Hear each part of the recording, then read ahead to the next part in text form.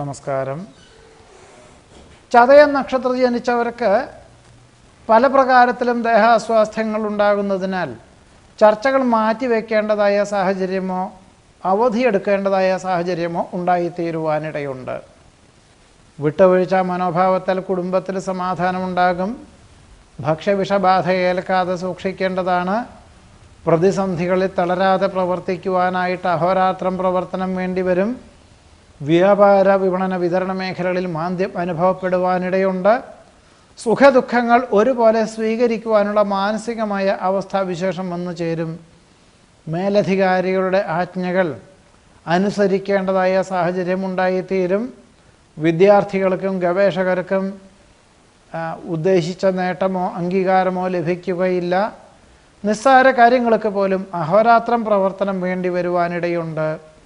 ഭക്ഷണക്രമീകരണങ്ങളിലുള്ള അപാകതകളാൽ അസ്വാസ്ഥ്യം അനുഭവപ്പെടുവാനിടയുണ്ട്. ചതയം നക്ഷത്രത്തിൽ ജനിച്ചവരുടെ ഈ ആഴ്ചയിലെ ഫലങ്ങളാണ് പറഞ്ഞത്. നമസ്കാരം.